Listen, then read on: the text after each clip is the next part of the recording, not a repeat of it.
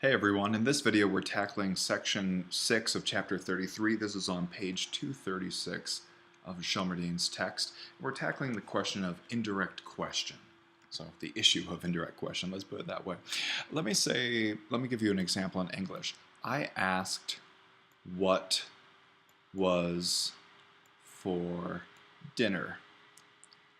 So if we wanted to think about what's the direct question, we're going to take the word that begins the question, what, and then recast this into a direct question. We can imagine that what I actually said was, what is for dinner? But I'm subordinating this direct question into a broader context of reporting. It's indirect, that's the whole point. I asked what was for dinner. But what is not the only word that we can do for this. We can ask, I asked if there was any food left over. So we had first what, and then we had if. So what we knew was a question word, if was a conditional word, but when you're asking it, it definitely becomes a question, so we can have that. And then let's say it was a Thanksgiving feast, and I asked whether there was more turkey or cranberry left over. So now we don't have just an if, but a whether. Which of these two?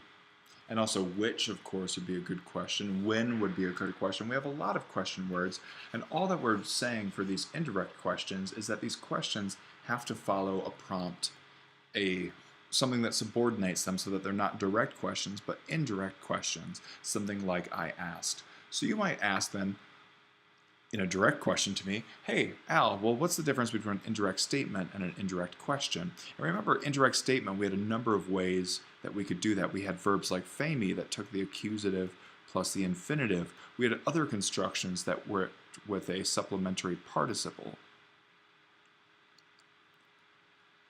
And we had other constructions still that worked with a conjunction, or subordinating conjunction like haughty or hos.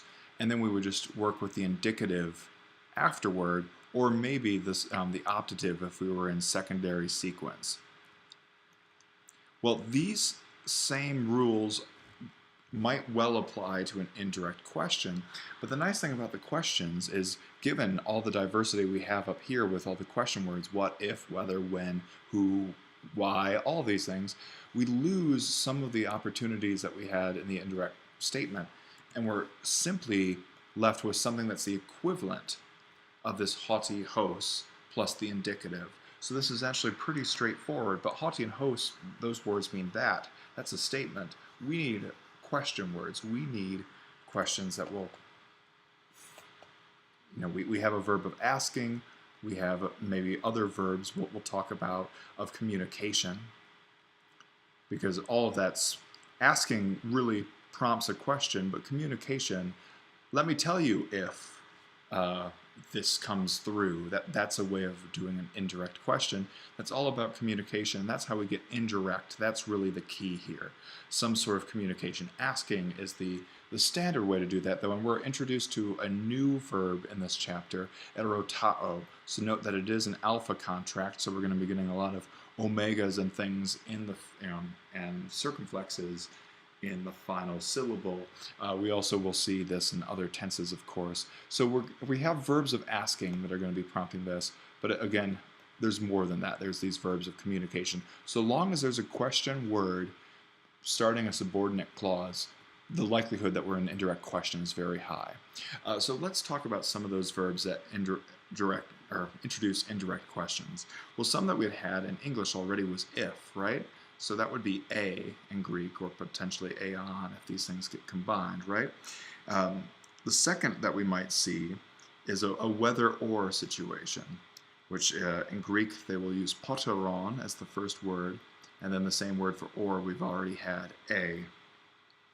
We might also get an interrogative pronoun.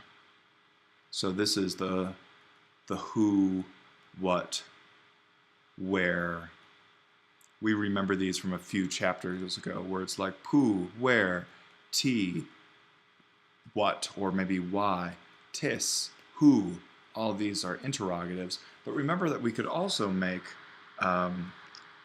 indefinite relative pronouns as well. And this is whoever. And because it was indefinite, it wasn't completely relative. There was a question about it. The indefinite was saying, well, is it definite? No, there's a question mark there. That's going to help introduce these indirect questions. So let's take an example or two from Shelmerdine in her section 6 before we move on in the next video to actually doing some of the exercises on 145, 146. So let's start off with the pair that she begins the whole exercise with. Erota. So note here that we do have this alpha contract. Ton angelon. So he, she, it asks. Let's do she. She asks the messenger. And now we get a couple options that Shelmerdine gives. Tines, note that it's not enclitic, this is the interrogative pronoun. Who, hoi, polemioi, asen. So note we're working with the indicative here, and this is an abbreviation for polemioi. Let's see if I can fit it in there. So this is our question. Who are the enemies? So really, I mean, this question could be given directly, right? We could say, Tines, asen, I guess that would go grave, hoi, polemioi. Who are the enemy? We could give that as a direct question. Here we can ask the messenger, who are the enemy? We could also, so that was with the interrogative, that was easy. We can also replace this with the indefinite relative, right?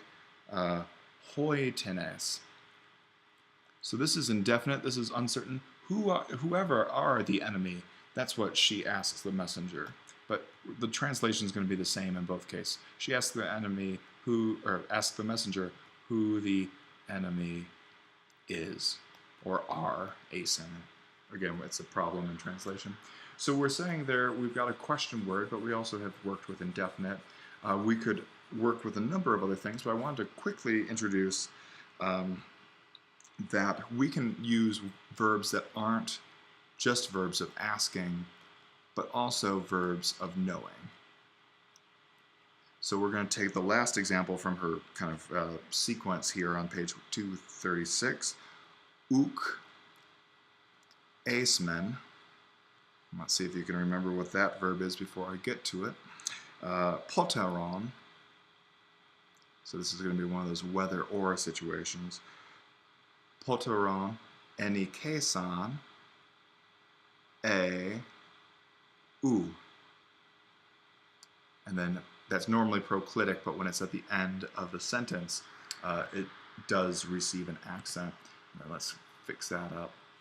So we, because we can see that men do not, we can get started there. We do not. And then what tense, what verb is this from? Well, hopefully you remember it's coming from oida, the verb to know, but ismen is the present tense. So what tense is asmen? Well, that's the, effectively the pluperfect form. Remember, this is kind of a pluperfect acting verb. So we actually then want the past tense here. We did not know. Let me write out oida up here so you can find it in the dictionary if you're just coming into these lessons late.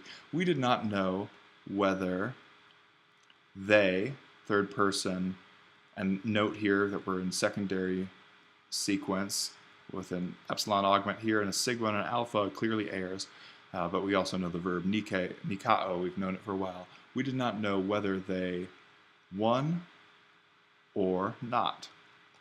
That's the sentence right there. So again, you could see where there's a question here. I mean, it's really, indirect questions happen wherever there's a question mark. Not a literal question mark, but a figurative one, wherever something is uncertain, and that's why you can use an indefinite pronoun. This is actually going to be pretty easy. It's kind of a wonder that she saved it till chapter 33, because as soon as we had indirect statements, we could easily be handling these indirect state questions. So let me pause here. Let me scroll back up to the top before we move on to actually take on some of the exercises.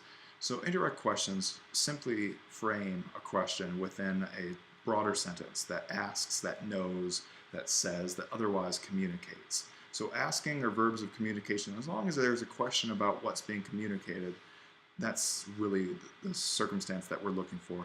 Erotao is going to be our go-to verb of asking as an alpha contract verb, so watch out for the contractions.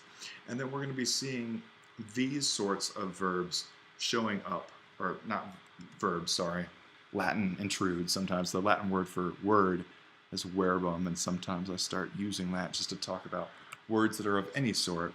What we have here are ifs, whethers, who, what, where, all the interrogatives, and then the indefinite relative, whoever or whenever, that sort of thing. And often in translation, that indefinite aspect is lost. Not always, but often it would be awkward to keep it. So you kind of lose the indefinite in the question, but just by dint of asking a question, you're saying that you don't know the details. You're expecting some amount of indefinitude to make up a word. All right, in the next video, we'll tackle exercise 145. See you then.